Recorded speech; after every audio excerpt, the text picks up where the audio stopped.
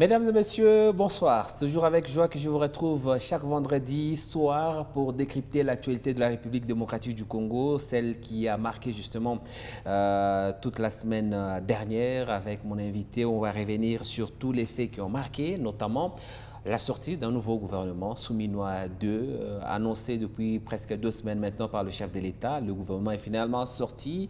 Il y a eu beaucoup de déçus, notamment dans le camp du parti présidentiel. Est-ce que le président a fait ce qu'il avait promis de faire en remaniant son gouvernement? On va essayer de répondre à cette question-là ce soir. Pendant ce temps, les forces politiques se mettent en place. Pourquoi, on ne sait pas, notamment l'Union sacrée autour du chef de l'État s'est réorganise. L'opposition aussi, ensemble, a eu son conclave. L'opposition aussi, non armée, est en train de préparer une grande réunion qui va exclure notamment Martin Fayulu, qu'on dit être proche du régime. Les autres, Kabila, Katumbi, Matata, prévoient de se retrouver où on nous annonce une réunion au Sénégal. On va voir ça de près, avoir tous les détails. Et de l'autre côté, au front, la guerre a repris entre les M23 et les forces armées de la République démocratique du Congo. L'accord de Doha n'est pas respecté. Pour quelles raisons, on ne sait pas.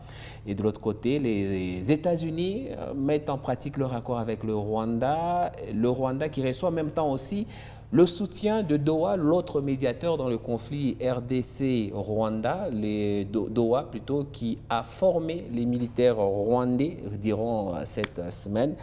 On en parlera en détail ce soir avec mon invité qui n'est nul autre que M. Ogi Chamboui, un haut cadre du parti présidentiel l'UDPS ici au Lolaba. M. Ogi Chamboui, bonne arrivée. Merci beaucoup, M. Alain. Merci de nous avoir associés à ce débat républicain. Nous profitons de ce micro pour saluer des milliers d'auditeurs et téléspectateurs de la grande chaîne Mikuba.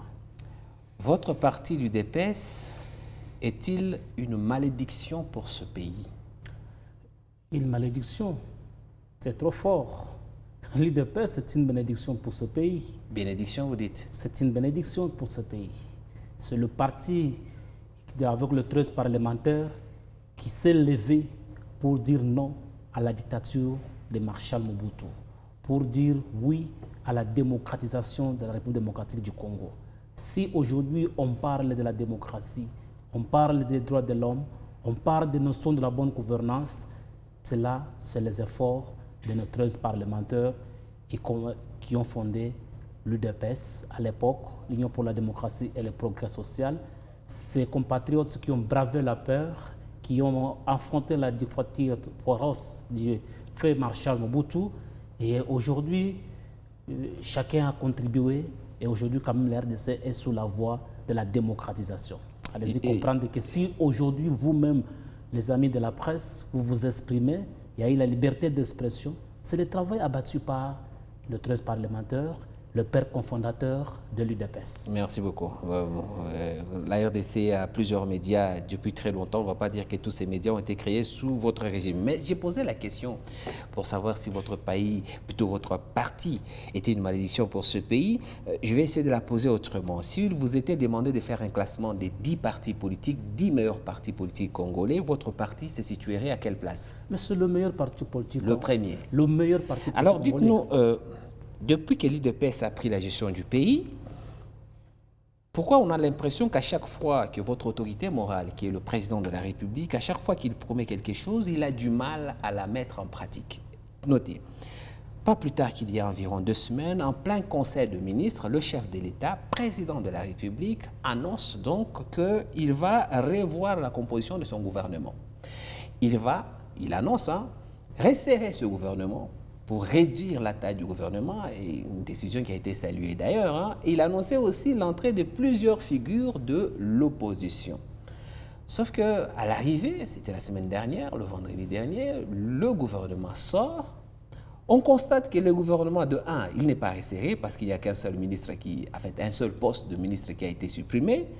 Ensuite, les visages de l'opposition qu'on avait annoncés, on voit que Mouzitou, même cette promesse-là, le chef de l'État, l'autorité morale de l'UDPS, n'a pas su la mettre en pratique.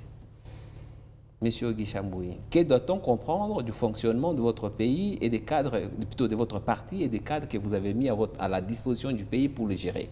Je pense que faisons d'abord la part des choses entre Félix Tshisekedi, président de la République, Félix Tshisekedi, président de l'Union pour la démocratie et le progrès social, et Félix Tshisekedi, individu. Qu'on fasse la part des choses. Constitutionnellement parlant, la Constitution interdit au président de la République d'appartenir à un parti politique. Comme vous le savez bien, depuis le 24 février 2019, le président a prêté serment comme le garant de la nation et il a pris congé du parti et nous avons des responsables qui gèrent le parti à son absence. Donc ici, nous vous prions de parler de Félix Tshisekedi en tant que président de la République, pas en tant que l'autorité morale de l'UDPS. J'ai réagi pour dire ceci. Le président n'a pas parlé de resserrer le gouvernement. Il a parlé de réduire l'effectif du gouvernement. Mais le gouvernement était composé de combien? De 54 membres. Aujourd'hui, c'est combien? C'est 53. Il a réduit ou n'a pas réduit? Il a réduit. Même si nous aurons souhaité qu'il puisse réduire sensiblement. Mais il a respecté la parole. Vous nous parlez l'entrée de figure de l'opposition. Oui, Mouzito n'est pas n'importe qui. Mouzito, c'est parmi des opposants qui sont allés, qui ont critiqué l'avènement de Tshisekedi au pouvoir depuis 2019. Il a été avec Fayoulou dans la vérité des urnes. Il a été très dur et pire avec le régime de Tshisekedi. Nous sommes allés aux élections 2023. Mouzito avait reconnu et félicité la victoire de Tshisekedi en 2023. Aujourd'hui, Mouzito, c'est un citoyen congolais. Il a compris que la République a besoin de lui. Le président l'a tendu la main. Il est venu, il a répondu favorablement. C'est une figure. Il y a aussi Azoulouni de la société civile. C'est une figure emblématique avec les mouvements que nous avions contestés, le mouvement de la société civile de l'époque, dans ces pays. Il a une histoire. Il a fait même la prison. Le monsieur aujourd'hui, le ministre celui qui est aujourd'hui ministre de la Justice, c'est l'un des créateurs de la ZADO. Donc, allez-y comprendre que c'est un gouvernement d'ouverture. Et tout le monde ne peut pas figurer dans les gouvernements. Tout le monde, on ne peut pas composer un gouvernement de plus de 100 millions de Congolais. Non. On comprend. Sauf que personne n'avait rien demandé au chef de l'État. Il avait son gouvernement qui n'avait qu'un an, qui venait à peine de fêter sa première année de gestion. Personne n'a mis la pression sur le chef de l'État pour qu'il annonce ce qu'il a annoncé. C'est lui-même qui fait ses annonces et c'est lui-même qui a du mal à respecter ses propres annonces. Mais attendez, vous-même quand vous regardez les nouveaux membres qui ont intégré ce gouvernement, Souminois 2, est-ce que vous êtes satisfait? Mais c'est ça, M. Alain. D'abord, le remaniement du gouvernement est constitutionnel. Ce n'est pas la volonté du chef de l'État. Le chef de l'État a parlé de la réduction de l'état du gouvernement. Il l'a fait. Il a parlé de gouvernement d'ouverture. Il y a certaines figures de la société civile comme de l'opposition qui ont intégré le gouvernement. Là, on doit être d'accord avec vous. Deuxièmement, vous nous parlez de la composition du gouvernement. Oui, c'est vrai. Je pense qu'il y a certains ministres qui figurent aujourd'hui dans ce gouvernement. On se pose des questions. C'est quoi comme élément qui a motivé le président de la République de reconduire certains ministres? Moi, quand j'essaie un peu de parcourir, nous avions assisté dans ce pays l'agression rwandaise. La rébellion AFC M23 a pris de l'ascenseur à l'est de notre pays. Il y a des villes, aujourd'hui une grande partie de l'est est dans le main de rebelles AFC M23. Je me suis posé la question, c'est quoi qui a motivé le président de la République pour reconduire le VPM de la défense? Regardez aujourd'hui avec le phénomène banditisme urbain, le phénomène Koulouna. Regardez aujourd'hui les désordres que nous assistons par-ci, par-là, à cause, même dans les institutions. Vous voyez ce qui se passe à Lubumbashi, à la mairie de Lubumbashi. Je me pose la question, c'est quoi l'élément qui a motivé au président de la République de reconduire le VPM de l'intérieur? Qui est de l'UDPS. Bien sûr. Raison pour laquelle on n'est pas si je vous dis que nous sommes satisfaits à 100%, c'est de l'hypocrisie. Il y a des questions aujourd'hui qu'on doit remettre en cause. Vous avez une dame qui a échoué lamentablement au ministère de la Jeunesse. Directement, vous la bombardez, vice-ministre des Affaires étrangères. Un ministère sensible. Aujourd'hui, le monde, les enjeux diplomatiques aujourd'hui. Aujourd'hui, la RDC fait face aux enjeux diplomatiques. Il nous faut avoir le ministre sectoriel de ce secteur qui doit être vraiment coriace, qui doit être vraiment bien aguerri, qui doit avoir un cerveau. Bien sûr, nous saluons la reconduction de Madame ministre Kaikwamba des Affaires étrangères, mais à son absence, supposons qu'elle peut tomber malade. Est-ce que cette dame ici, qu'on a bombardée vice-ministre, peut-elle tenir dans les rencontres telles qu'avec le Paul Kagame, telles qu'avec les Trump? Voilà ce qui nous a posé un peu, qui nous pose une question. Aujourd'hui, vous prenez une dame qui était comme ministre, vice-ministre de Finances. Vice-ministre, je pense que c'est vice-ministre de Finances, on la bombarde dans un ministère, je ne sais pas, des hydrocarbures. Vous avez aussi une autre dame qui n'a jamais travaillé, qui n'a jamais été même dans l'administration publique. Directement, on la bombarde, ministre de la Jeunesse. Madame Grace Amy Coutinho, qu'on voit en photo ici. Donc, ce sont des choses, quand on y met un examen d'autocritique, on comprend que c'est un gouvernement qui est sorti bien. On en fait avec seul le garant de la nation, seul le président de la République connaît les raisons pour lesquelles, dans son pouvoir discrétionnaire, qu'il a reconduit certains ministres, qu'il a fait venir certains ministres. Mais sinon, nous n'avons pas d'autre choix. En tant que citoyens, nous sommes appelés à soutenir nos institutions. Nous soutenons ce gouvernement, mais avec des réserves. Les réserves, pourquoi nous allons les apprécier dans leur façon de travailler, dans leur façon de prester. Je pense que les Congolais aussi qui nous suivent, nous devons apporter le soutien à ce gouvernement, mais tout en étant aussi très sévère, très dur avec eux. Parce qu'il faut vraiment que ce gouvernement accomplisse sa mission. Regardez aujourd'hui, commençons d'abord par Madame la Première Dame, la Première ministre plutôt. À sa nomination, elle avait suscité beaucoup d'espoir dans les chefs des Congolais. On a acclamé qu'une fois dans l'histoire de ce pays, nous avons maintenant une femme comme Première ministre. Elle avait eu le soutien populaire. Mais c'est quoi les résultats aujourd'hui? C'est quoi les résultats des missions qui lui ont été confiées? Nous avons l'impression que la dame joue le rôle du protocolaire. Oui, mais monsieur Guy Chamboury, je vous entends dérouler vos critiques sur ce gouvernement, mais je n'arrive pas à nuancer en fait. Parce que avec moi sur ce plateau, ce n'est pas un Congolais lambda, c'est quand même un cadre du parti au pouvoir, l'UDPS. Oui. Vous ne pouvez pas dire, d'accord, on est le parti au pouvoir, mais ce n'est pas nous. Okay. C'est vous. C'est tout ce que vous dites là, toutes les critiques que vous émettez.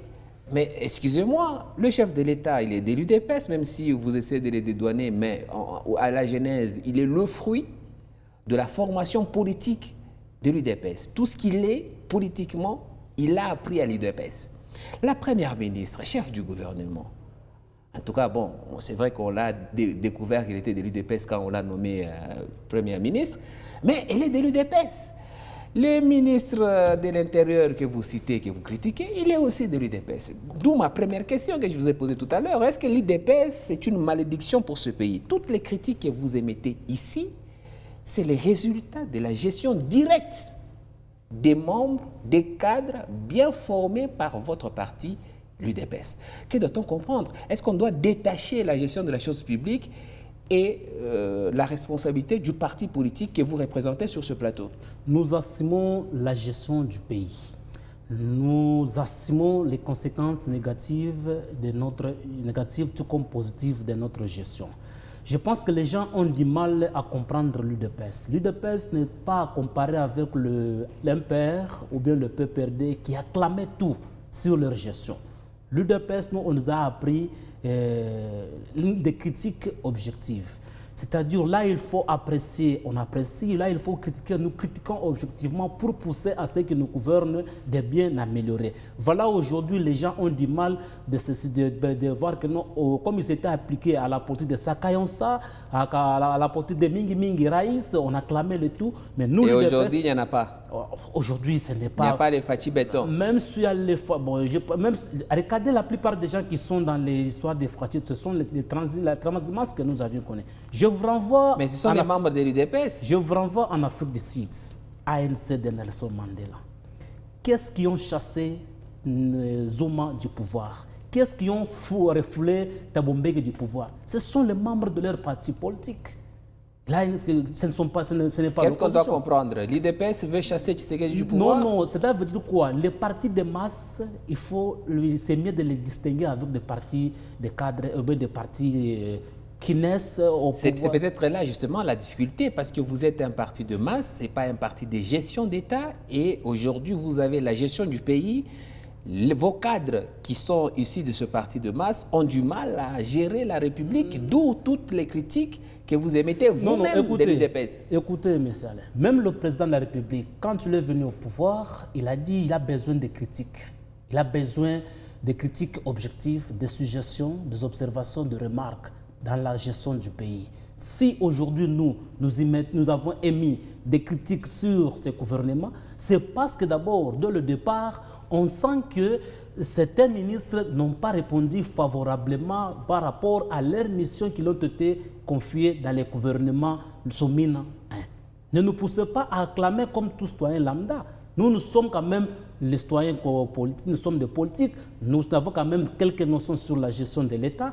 Et si un ministre, pourquoi on ne critique pas madame qui est aux affaires étrangères? Oui, parce qu'elle n'est pas de l'IDPS. Elle est de l'UDPS. Madame Thérèse, elle est de l'IDPS. Elle est de l'UDPS. Ah ouais, okay. Le ministre aussi de la fonction publique, il essaie de faire quelque chose. Il est de l'UDPS. Si vous avez aujourd'hui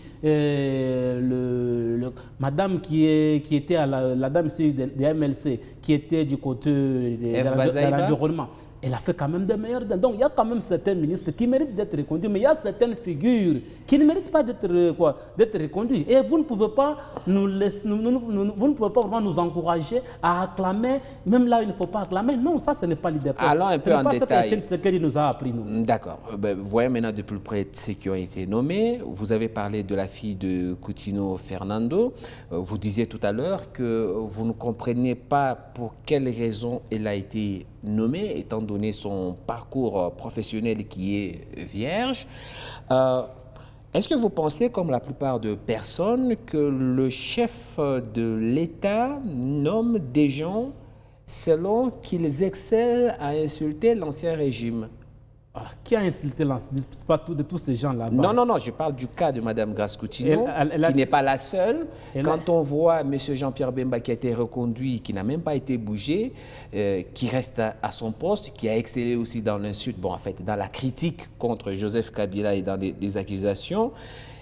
Ici, Mme Grace Coutinho, dont vous doutez du parcours professionnel, on la voit quand même qu'elle a été nommée à la suite d'une série d'accusations et de critiques envers Joseph Kabila. Est-ce un critère de nomination aujourd'hui? Non, ce n'est pas un critère de nomination. Kabila n'est pas une valeur marchande pour les politiques qui sont à l'Union sacrée. Non. En tout cas, s'il vous plaît, Kabila a déjà fait son temps. Laissez-lui faire ce qu'il fait, même si aujourd'hui il est assimilé au mouvement AFC M23. Mais dire aujourd'hui que pour se positionner, il faut attaquer Kabila pour... Non. Madame Coutinho, ils ont des antécédents avec le régime de Kabila. Okay. Comme vous le savez bien, son père a eu à faire plus de 15 ans en prison dans l'histoire de Sauvons le Congo. Il y a eu un procès à l'époque en 2003 où son père a été condamné jusqu'au point où aujourd'hui son père a piqué AVC.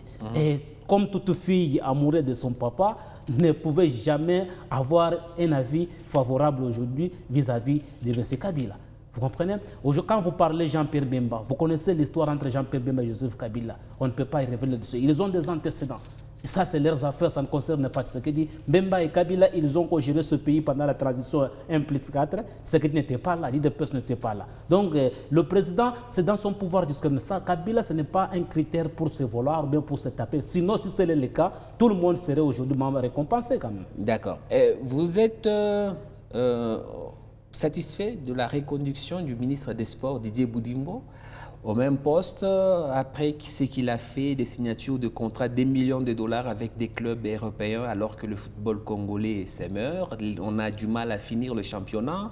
En ce moment même, on est en attente de la décision du tribunal arbitraire de sport pour savoir quelle équipe congolaise va aller en Afrique. Vous êtes satisfait du retour de Didier Boudimbo à ce poste? Je suis sévèrement opposé à cette reconduction. Je me demande dans ce pays, qu'est-ce que nous voulons au juste? Nous avons un championnat congolais qui peine des fonctionnaires. Nous avons des clubs congolais qui n'ont pas des infrastructures appropriées. Mais vous donnez le luxe de signer des contrats, des partenariats avec le club tel que Barcelone, Monaco, Milan AC. Mais c'est pour quel résultat? Est-ce qu'aujourd'hui, un pays comme la République démocratique du Congo, par rapport à sa situation géographique, par rapport à ses stratégies, à ses potentialités, a-t-il vraiment besoin de faire des publicités comme Visite Rwanda, Visite RDC? Ça, c'est faux. Pourquoi dépenser autant de millions, 10 millions, 5 millions dans un club, dans une saison, pour une saison plutôt, mais pour quel résultat? Pourquoi ne pas prendre ces fonds, les investir dans notre football local pour permettre à ceux qui aient du développement à la base? C'est là aussi nous interpellons aussi l'Assemblée nationale. Le gouvernement est l'émanation de l'Assemblée nationale. Les députés doivent interpeller le ministre. Doivent d'abord interpeller Madame la Première ministre, qu'elle vienne d'abord s'exprimer devant la représentation nationale. C'est quoi la motivation qui a fait que certains ministres soient reconduits? C'est quoi d'abord la motivation qui a fait qu'aujourd'hui, que les gens qui ont failli dans certains portefeuilles, ils sont permittés dans d'autres ministères? Non. L'affaire Boudimbo, ce gouvernement, quand vous essayez un peu de l'analyser, ça donne un peu de la colère. Pourquoi? La République démocratique du Congo appartient à nous tous. Ça n'appartient pas à un groupe d'individus. Quand vous lisez aujourd'hui, nous avons un certain Mouyaya, membre du gouvernement, porte-parole du gouvernement, son beau-père, VPM, bombardé VPM de budget. Vous avez aujourd'hui un certain Boudimbo. Son beau-père, c'est l'opposant Mouzito. Oui. Un certain Boudimbo. Quand vous suivez, il y a des ramifications avec telle personnalité. Vous avez aujourd'hui une certaine la dame qu'on a nommée portefeuille, ramification. Donc, on risque vraiment de comprendre qu'on a affaire à un gouvernement des clans. Or, c'est un gouvernement de la République. Non. Moi, je pense qu'on doit vraiment, dans ce pays, être sérieux, miser sur la méritocratie. Miser vraiment sur des valeurs sacrées de la République. M. Boudimbo doit rendre compte devant la représentation nationale. Nous ne sommes pas d'accord d'abord avec les contrats qu'il a signés avec certains clubs étrangers. Nous ne sommes pas d'accord avec sa reconduction. Allez aujourd'hui à Kinshasa, visiter le stade de Martyrs. Mais il y a la brousse totale. Là où même on construit, je ne sais pas, Arena, c'est aller là-bas. Les chèques dorment là-bas. On a du mal vraiment même à présenter que ça c'est le stade de Martyrs. Moi je pense que nous en appelons à la conscience de nos élus.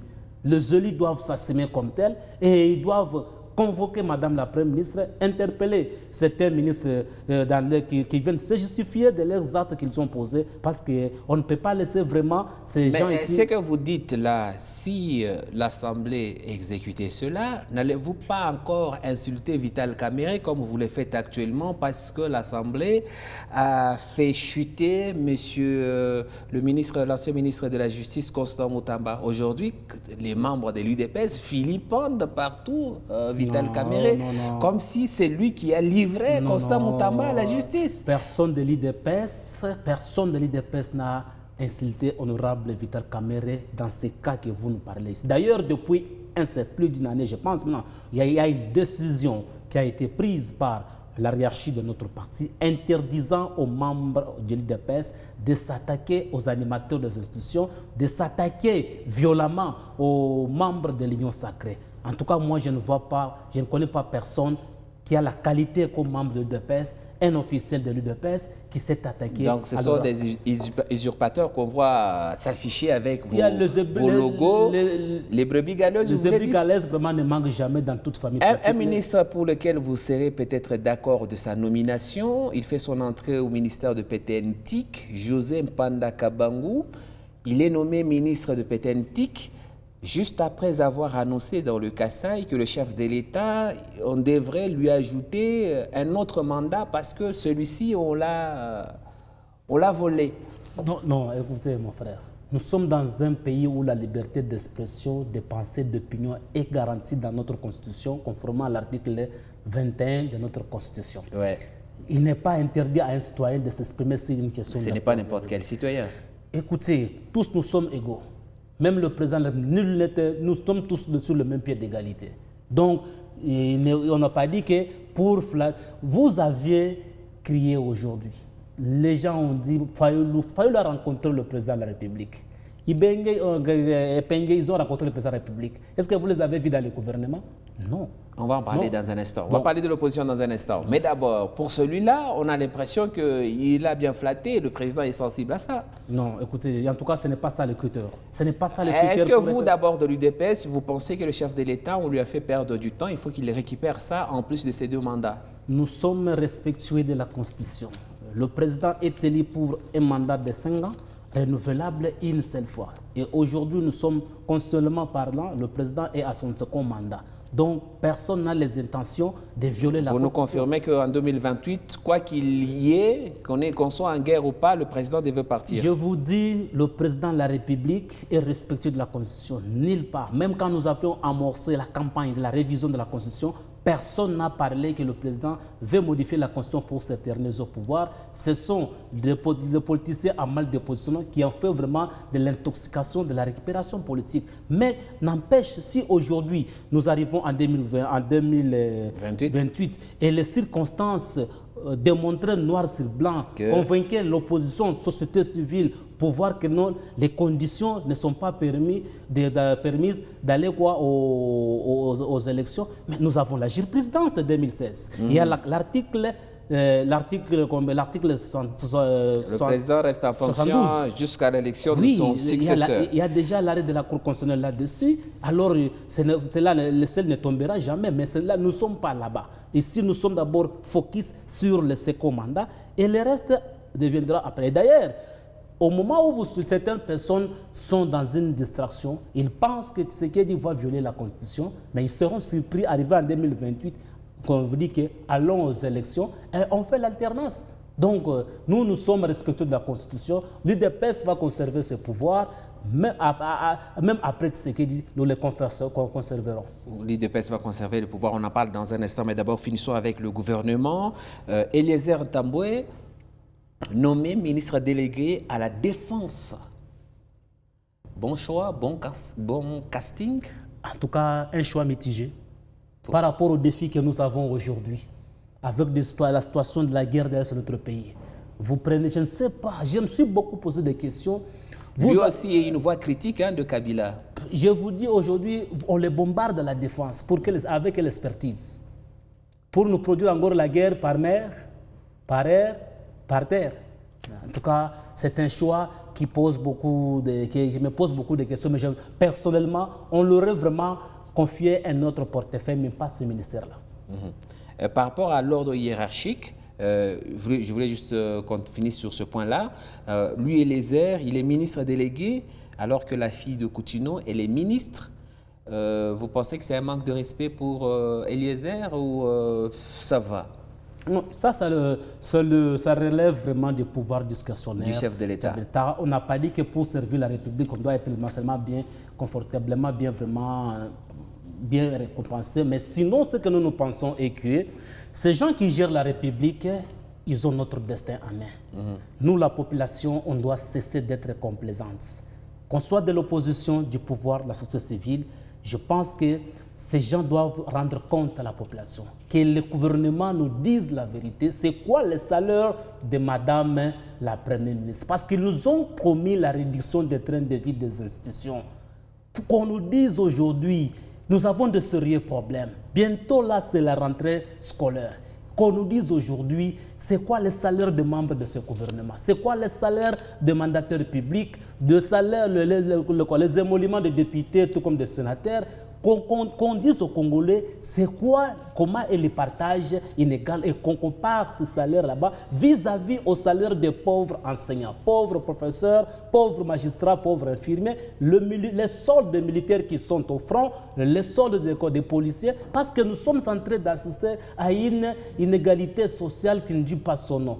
Comment expliquer aujourd'hui, dans un pays sérieux, quand on vous nomme comme ministre, vous devrez regretter. Mais chez nous, en République démocratique du Congo, on vous bombarde, ministre, aujourd'hui, c'est la fête, vous et votre famille. Mais non, s'il vous plaît, on doit apprendre à être sérieux. Au contraire, on doit apprendre que quand on est nommé, c'est une charge. Et les gens, qu'on ne donne pas l'impression que là, on vient en politique pour s'enrichir. La politique est devenue aussi un métier où tout le monde, même les gens qui ont raté la vie, ils viennent immigrer en politique pour s'enrichir. Non, on doit mettre fin à cette hémorragie. Parce que nous n'avons que la République démocratique du Congo comme dénominateur commun. On ne peut pas laisser un groupe d'individus prendre en otage tout notre destin. En tout cas, nous en appelons, une fois de plus, à la conscience de la population et aussi à la représentation nationale. Bientôt, c'est la rentrée parlementaire, même si elle est budgétaire. Nous voulons voir que ces ministres, qu'on soit sévère, qu'on soit dur avec ces ministres. On n'a pas besoin d'avoir un gouvernement où les ministres vont rester dans leur bureau confortable à Kinshasa. Le ministre doit être le ministre des terrains. Nous avons des situations dirigeantes et prioritaires. Les ministres doivent être dans les Congo profonds. Ils doivent être vraiment à Lissala, ils doivent être à Kabaye-Kamwanga, ils doivent être à Kapanga pour vraiment résoudre des problèmes. On comprend, monsieur Guy Chambouy. Je rappelle que vous êtes cadre de l'UDPS, que certains ne soient pas surpris à vous entendre parler tel que vous parlez. Même si nous, ici sur ce plateau, parfois, on pense être en face d'un opposant et pas d'un cadre d'un parti au pouvoir. Bon, laissez aller, s'il vous plaît. Vous savez, nous n'avons que la République démocratique du Congo. Avant d'abord d'être membre d'un parti politique, je suis d'abord le citoyen congolais. Okay. Nous subissons les conséquences négatives tout comme positives de la gestion du pays. Quand il y a quand il y a hausse de prix sur le marché, nous tous, nous sommes conséquents, nous tous, nous sommes victimes. C'est pourquoi on doit cesser d'être complaisant, on doit cesser d'être phonétique. Là, il faut apprécier, on apprécie. Là, il faut critiquer, on critique objectivement et on propose. C'est ce que nous faisons. Oui, c'est ça, bien, c'est ça, être un citoyen de bonne qualité. Pendant ce temps, le chef de l'État réorganise sa famille politique, l'Union sacrée, troisième réunion en une semaine, en 2 semaines d'ailleurs, de l'Union sacrée autour du chef de l'État. La charte de l'Union sacrée a été validée avec l'annonce d'un congrès pour le 30 août prochain. Cette organisation, nous sommes à 3 ans de l'année électorale, alors qu'on vient à peine il y a une semaine de nommer un nouveau gouvernement. Ça sert à quoi? Non, comme vous le savez bien, comme dans toute famille politique, les problèmes ne manquent jamais.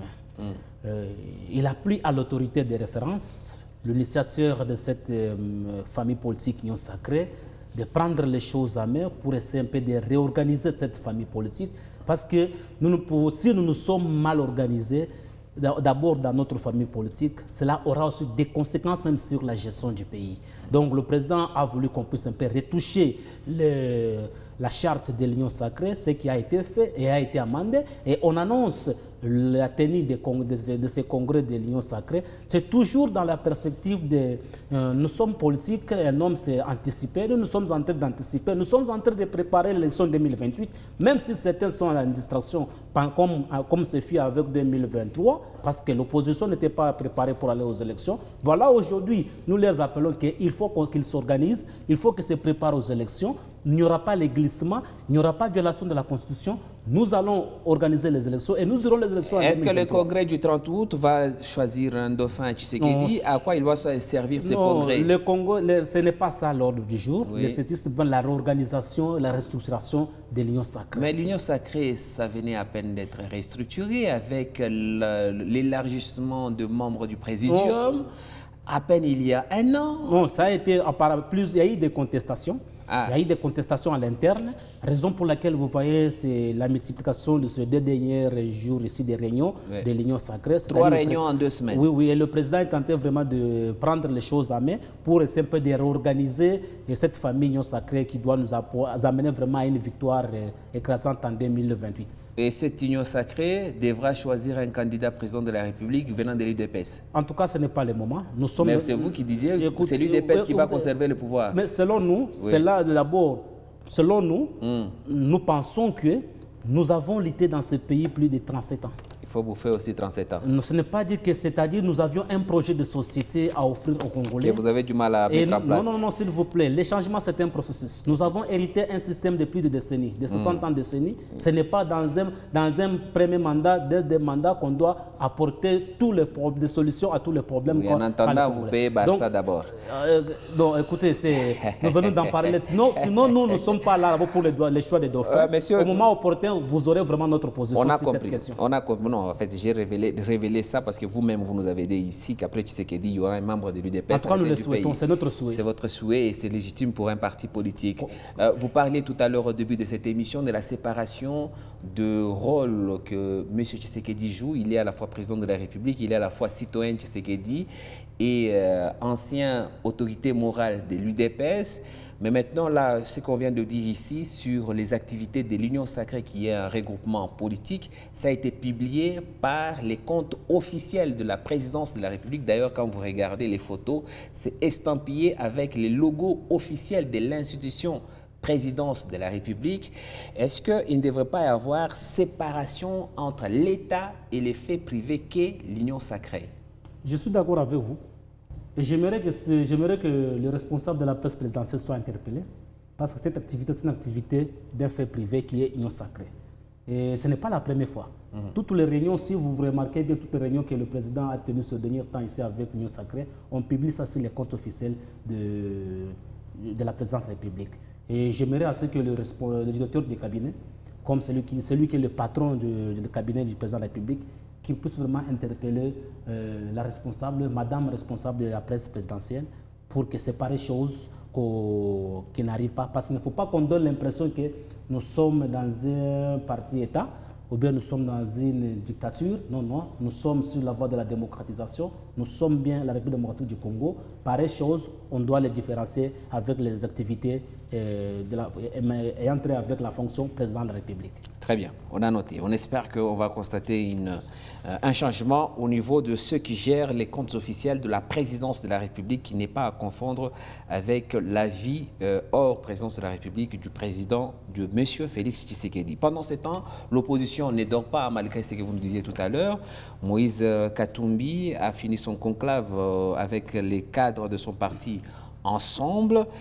Et en conclusion, ce conclave appelle à l'unité du peuple congolais et des forces de l'opposition pour, je cite, mettre fin à la dictature et restaurer un pouvoir légitime. Merci beaucoup. Est-ce que aujourd'hui, bien sûr, vous nous apprenez que le parti de M. Katumbi, l'Ensemble pour la République, a tenu un conclave, mais ce n'est même pas d'actualité. En face de nous, il n'y a pas d'opposants. Mais justement, l'activité a eu lieu à l'étranger, bien sûr, mais oui, ça ne fait pas l'actualité au pays. Voilà comment l'opposition a baissé et vraiment n'existe plus au Congo. Ils sont dépourvus de tout, ils n'ont plus d'autre chose à offrir au Congo. Votre pouvoir est, après Kabila, maintenant c'est Katumbi qui qualifie votre pouvoir d'être une dictature qu'il faut chasser pour restaurer un pouvoir légitime. Écoutez, est-ce que s'il y a la personne qui peut qualifier ce pouvoir légitime, c'est Katumbi? Nous sommes allés aux élections avec Katumbi. Oui. Katumbi, vous nous avez aujourd'hui, vous nous avez soupçonné soit disant que non, Katumbi c'est un poids lourd, on veut l'écarter aux élections de 2023 comme c'est fait en 2028 avec Raïs. Nous sommes allés aux élections, vous connaissez même les résultats. Katumbi était incapable même de mobiliser la population. Les élections de 7 jours avec des gens qui votaient dans leur chambre, Écoutez, M. Alain. Une voix libre comme la vôtre ne peut pas dire ça. Non, M. Alain, s'il vous plaît, je ne suis pas d'abord d'accord avec les propos du parti L'Ensemble. Quand il parle de la dictature, sur base de quoi il parle de la dictature? Il y a plusieurs éléments. M. Katumbi, en 2018, il a été empêché d'aller aux élections, de participer aux élections. Ce qui n'a pas été le cas en 2023, il a été autorisé. Ces affaires, ces presses, ces médias ont été scellés à l'époque, mais aujourd'hui, ces presses fonctionnent, ces activités fonctionnent librement. Aujourd'hui, Katumbi se déclare exilé. Il est exilé sur base de quoi? Qui l'a renvoyé en exil? Donc, c'est dans cette stratégie de se victimiser pour diaboliser. Il ne s'est pas victimisé à l'occasion de rien. Il y a eu ce montage fait sur l'aéroport. En fait, la piste d'atterrissage, il y avait toute cette enquête tournée autour de lui. C'est normal qu'il se sente menacé. Non, mais si vous ne vous reprochez pas de quelque chose, pourquoi fuir la justice? Mais c'est Si aujourd'hui, l'homme moi, prudent va le mal de loin. Non, s'il vous plaît. La même justice qu'il critique aujourd'hui, c'est la même justice qui a permis qu'il puisse retourner au pays. C'est la même justice qui lui a retourné ses biens qui ont été scellés. Maintenant, aujourd'hui, quand la même justice, vous commettez l'infraction, elle essaye de finir, de regarder l'œil dans ce que vous avez fait comme acte, vous fuyez, vous critiquez la... Non. Écoutez, nous avons accepté l'avènement d'un état de droit. L'avènement d'un état de droit, c'est-à-dire la justice pour tous. Ce n'est pas pour dire que parce que vous êtes tel, quand vous commettez un fait infractionnel, qu'on vous laisse faire. Mais est-ce que dans le fond, il n'a pas un peu raison quand il qualifie, comme Joseph Kabila, il qualifie le régime Tshisekedi comme étant un régime dictatorial? Est-ce que dans le fond, il n'a pas un peu raison? Tout à l'heure, on parlait de la confusion entre l'institution présidence de la République et les faits privés de l'Union sacrée. Malgré les critiques, ça continue. La privatisation de la chaîne nationale, la RTNC, qui ne fait passer que les choses du pouvoir et pas les activités de l'opposition. Il y a eu d'ailleurs conclave, j'ai parlé tout à l'heure de Ensemble, cette actualité n'est pas passée sur la RTNC, etc., etc. Quand on voit comment est-ce que les gouverneurs sont déchus de leur poste, pour ne pas parler du cas Kiaboula, reconnaissez quand même qu'il y a quelques signes de la dictature dans la gestion de l'UDPS. Mais c'est Alain, quand vous nous parlez de... Vous avez cité le cas de M. Kiaboula. Est-ce que vous avez l'acte qui prouve réellement que Kiaboula est déchu de ses fonctions? Ben, on connaît la procédure. On a le cas Mouyej. C'est une jurisprudence. On sait comment ça marche. Écoutez, M. Alain. Est-ce que vous avez un acte qui a déchu Mouyej? Ce n'est pas pour autant qu'il est revenu au pouvoir. Non. Mouyej a démissionné de lui-même. Bien sûr, après combien de temps? Il n'a jamais été déchu. Est-ce qu'on l'a laissé travailler?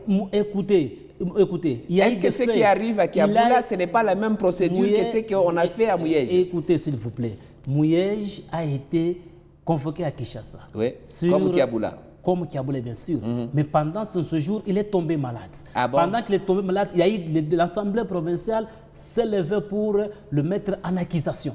Sur les frais, sur le soupçon de détournement. Okay. Donc, pendant cette procédure lui a pris beaucoup de temps. Il a jugé bon que non, il faut que je démissionne. Normalement, dans un pays sérieux, quand vous êtes responsable, vous êtes gestionnaire quelque part, et que l'organe délibérante vraiment vous accuse, vous devez d'abord rendre le tablier et vous mettre à la disposition de la justice. C'est ce qu'a fait l'ancien ministre de la Justice, Moutamba. C'est une obligation légale, ce n'était pas un choix en fait. C'est la loi qui l'obligeait à démissionner. Même pour les gouverneurs, le cas de Kiaboula est encore gouverneur du Haut-Katanga. Il est encore en fonction. On va voir. Et je voulais le fait, quand vous évoquez de la dictature, les gens utilisent les mots, mais justement pour la manipulation de l'opinion.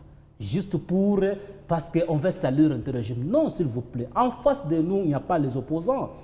Ils n'ont pas d'offre à proposer au peuple congolais. Les opposants, Katumbi, Kabila, Matata et les autres, Sesanga aussi, annoncent une rencontre qui aura lieu dans une ville qui n'est pas encore identifiée. Pour l'instant, on nous parle du Dakar au Sénégal, qui pourrait être la destination de tous ces opposants qui veulent s'organiser afin de faire le contrepoids contre le régime, votre régime, que eux tous presque qualifié de dictatorial.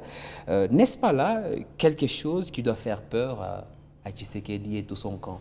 Cher Alain, je vous dis que c'est mieux de connaître l'UDPS. Tshisekedi a montré ses preuves. À l'avènement de Tshisekedi, tout le monde chantait que Tshisekedi sera destitué par les FCC, avec Mabunda et Ntambwe Mwamba. Mais la magie politique de Tshisekedi, incarnée par son fils, aujourd'hui, on ne parle plus du FCC. Aujourd'hui, le FCC est en débandade. Aujourd'hui, le FCC est devenu une pépinière pour la rébellion AFC M23. Ces politiques que vous balancez sur votre écran aujourd'hui, tout ce monde ici ont déjà été aux affaires. Qu'est-ce qu'il y a de meilleur qu'ils peuvent vous proposer aux Congolais qu'ils n'ont pas fait à leur époque quand ils étaient aux affaires? Qu'est-ce qu'ils ont fait? Je pense que l'organisation de l'opposition, c'est une bonne chose. L'opposition est constitutionnelle. Et nous, l'UDPS, nous avons besoin d'une opposition qui doit travailler, qui doit jouer valablement son rôle. Ce n'est pas une surprise. Peut-être c'est Jean-Val bis, peut-être c'est Rassop bis, peut-être c'est Gorée bis, Donc, ils sont dans leur droit de s'organiser. Pour nous, ce n'est pas vraiment une surprise. Mais nous avions été à l'opposition, nous avons fait plus de 37 ans. Nous connaissons les méandres de l'opposition. Et ce que vous nous voyez aujourd'hui, on n'est pas trop intéressés, on n'est pas trop vraiment choqués de les voir ou non. Nous avons besoin que ces opposants s'organisent. Nous avons besoin que ces opposants se réunissent, qu'ils se parlent entre eux, parce que parmi eux, il y a ceux-là qui ont pris les armes contre la République. Parmi eux, il y a ceux-là aussi qui mènent une opposition purement républicaine. D'ailleurs, vous aviez parlé de Fayoulou. Fayoulou n'est pas écarté. Il y a eu l'invitation qui a été lancée à Fayoulou. C'est Fayoulou lui-même qui a refusé. Oui, mais... Qui a dit que parmi les gens qui convoquent cette activité ici, il y a ceux-là aussi qui sont responsables de ces chaos que nous subissons aujourd'hui au du Congo. Oui, il y a ceux-là aussi qui ont pris des armes contre la République. Donc, Fayoulou, bien sûr, c'est auto-exclu, mais il y a des membres de l'opposition qui vont participer à cette rencontre, notamment Jean-Claude Vwemba, qui a lui-même annoncé d'ailleurs qu'ils n'avaient pas l'intention de voir Fayoulou à leur côté, parce que Fayoulou est membre désormais de l'Union sacrée. On l'a vu avec Tshisekedi, on le voit défendre Félix Tshisekedi. Vous ne voyez pas que l'UDPS, la rencontre Tshisekedi-Fayoulou, est en train de gâcher l'avenir de Fayoulou? Non, écoutez, vous devez d'abord connaître une chose. Tshisekedi et Fayoulou, ce sont les fils maison de l'école tshisekedisme. Oui. Ils sont Je pensais que vous alliez dire de la même église. Non, comme Nanga aussi, qui est de la même église que les deux là. Ça c'est avec leur pasteur Dalo. Oui. Je ne sais même pas si Fayoulou aujourd'hui demeure encore membre de cette église. Je ne sais pas encore si peut-être le rebelle AFC Nanga demeure encore membre de cette église. Je vois seulement aujourd'hui leur pasteur qui joue de certains privilèges à la place des membres de l'UDPS. Je disais que Fayoulou et Tshisekedi, ce sont des fils maison, ils se connaissent bien par l'idéologie. Donc Fayoulou, même à Genval, quand nous sommes allés en 2015, même à Rassop en 2016, en 2015 plutôt, même à Gorée en 2014, l'opposition n'était pas au grand complet. Nous sommes dans un pays où la liberté d'expression, d'opinion. Tout celui qui est d'accord, il peut participer. Tout celui qui n'est pas d'accord. Mais leur unité, est-ce que ça ne vous fait pas peur? Nous avons besoin de cette unité. Si réellement ils sont républicains, ils ont le rendez-vous de l'histoire, de démontrer à la face du monde qu'ils ne sont pas complices avec l'agression que nous subissons aujourd'hui. Le fait qu'ils décident d'aller faire cette réunion en dehors de la République, n'est-ce pas là la preuve supplémentaire que la démocratie n'est pas garantie au pays? Non. Si tous les poids lourds de l'opposition, aujourd'hui même Matata est en exil. Non. Exil pourquoi? Exilé parce qu'on a fait un procès qu'il qualifie de montage. Écoutez, Matata a été condamné dans ce pays-ci. Il était encore au pays. Matata a quitté le pays, il a quitté le pays par la voie légale, par l'aéroport de Ndili. Okay. Donc c'est le pouvoir de Kinshasa qu'il a laissé partir. Non, écoutez, il a évoqué comme des cas de maladie. Ah, okay. On peut que les laisser aller se faire soigner. Mais c'est-à-dire quoi? Donc vous savez dans quel pays il est parti se soigner? En tout cas, je pense que comme la justice, comme l'État l'a permis d'aller se faire soigner, nous comprenons que l'État maîtrise bien sa situation. Donc l'opposition que vous nous parlez aujourd'hui, ils n'ont pas d'autres offres à offrir au Congolais. Tous ces gens ont été aux affaires. Ils ont eu à gérer ces pays. Ils ont été vraiment responsables de tout ce que Mais on peut vous faire aussi le même discours, le même procès. Vous êtes aux affaires, qu'est-ce que vous faites? Il n'y a pas un... Si vous nous voyez aujourd'hui, membres de l'UDPS, cadres que nous sommes, avoir des fois un langage vraiment très direct avec ceux qui nous gouvernent, c'est parce que nous ne voulons pas que ces choses pareilles arrivent encore sur notre jour. Nous aimons d'abord la République. Ce qui nous intéresse, ce n'est pas les postes, mais les avantages. C'est pourquoi nous disons tout simplement que la messe de l'opposition, qu'elle se tienne à l'interne tout comme à l'externe, ce n'est pas une garantie. Nous avions tenu Genval. À Genval, ce n'est pas au Congo, c'était en Belgique. Nous avions tenu Corée, c'était à l'île de Corée, du côté d'Agar, au Sénégal. Nous avons tenu Genève, nous étions en Nairobi. Donc c'est tout à fait normal, l'opposition peut s'organiser à l'intérieur. Ce n'est pas la preuve de la dictature. Ce n'est pas l'œuvre de la dictature, ils n'ont pas d'autre chose. Ces opposants ici, quand vous les voyez aujourd'hui, ils sont incapables de mobiliser la population contre ce régime.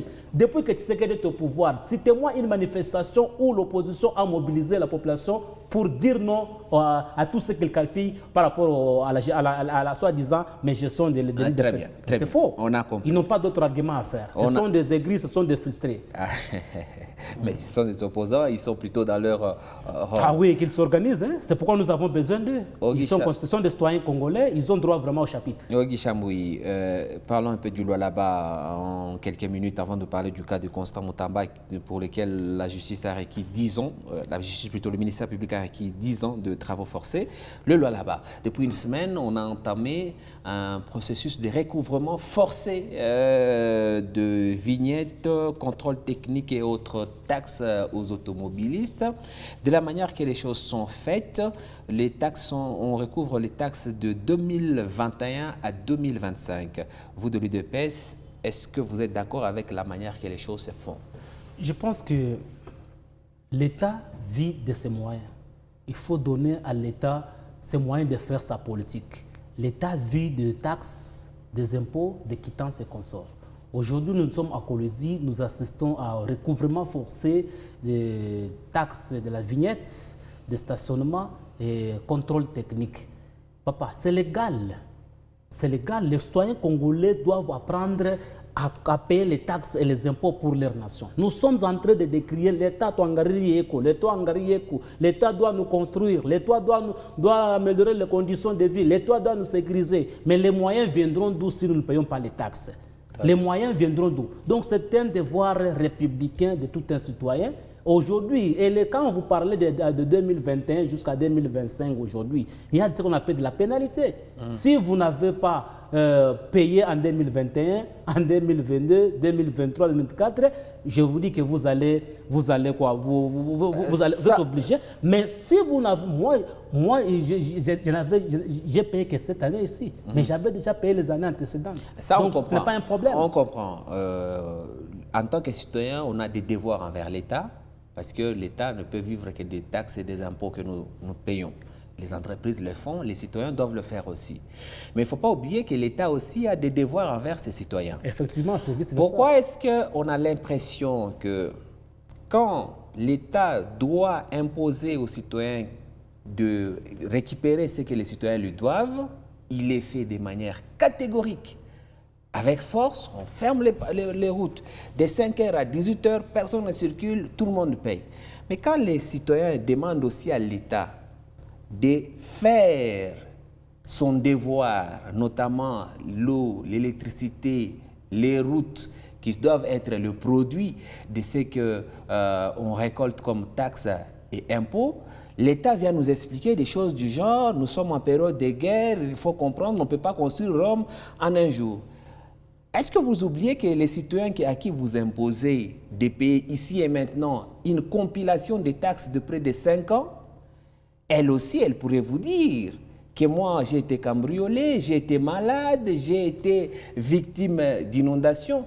Pourquoi est-ce qu'il n'y a pas, on a l'impression qu'il manque un peu d'humanisme dans la manière de récolter ce que l'on doit à l'État? Pourquoi est-ce que le peuple, lui, doit être appelé à comprendre l'État dans ses difficultés, mais que l'État, lui, ne peut pas comprendre la population dans ses difficultés? Mais c'est la responsabilité du peuple. La population doit être conséquente. En faisant quoi? Non, c'est elle qui a...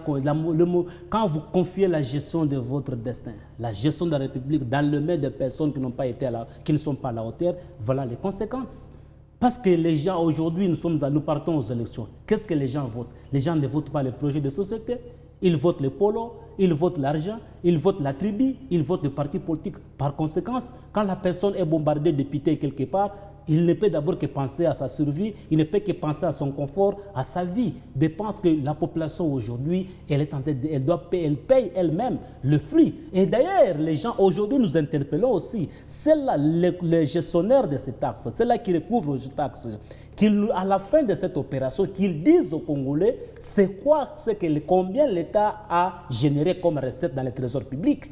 C'est ça la politique de la redevabilité. Ce n'est pas leur argent, c'est l'argent de la population. Et qu'on nous dise c'est quoi ce qu'on a destiné, c'est quoi la destination de ces fonds récoltés par rapport au projet de l'État, par rapport au projet pour l'intérêt vraiment général. Donc nous pensons tout simplement que c'est là où nous en appelons à la conscience collective de la population. La Constitution de notre pays nous donne tous les moyens légaux de protester, de revendiquer nos droits pacifiquement. Donc, c'est-à-dire, quand vous voyez que quelque part, quelqu'un est tenté à la responsabilité des affaires de l'État et ne gouverne pas bien, il n'est pas dans la logique de l'intérêt général, manifestez-vous, dénoncez pacifiquement, saisissez les instances qu'il faut saisir, qui est toujours rester dans une position de faiblesse, de se victimiser. Non, je pense que ici, par rapport à la question que vous venez de poser, je suis totalement d'accord avec vous, mais moi je jette la responsabilité dans le chef de la population. C'est la population qui a choisi ces autorités.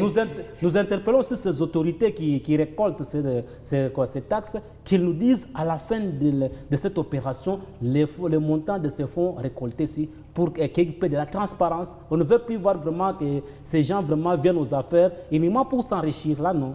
Très bien. On a noté. On a compris votre position. La faute revient donc à la population qui se laisse faire. Très rapidement, en quelques mots, le procès Moutamba a touché à la fin. En tout cas, il y a eu les plaidoiries cette semaine. La Cour va rendre sa décision le 27 août prochain. Le ministère public a requis 10 ans de travaux forcés contre l'ancien ministre d'État. 10 ans d'inéligibilité après avoir exécuté les 10 ans de travaux forcés. C'est exagéré ou c'est mérité? Nous avons accepté pour l'avènement de l'état de droit, le traitement de l'état de droit sur la justice pour tous.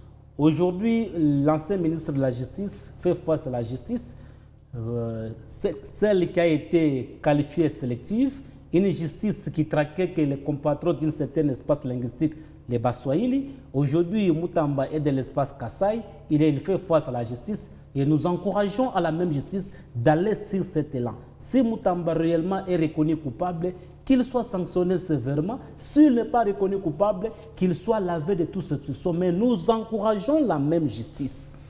Qu'elle traque aussi les bandits en Koulouna qui sont cités dans les détournements.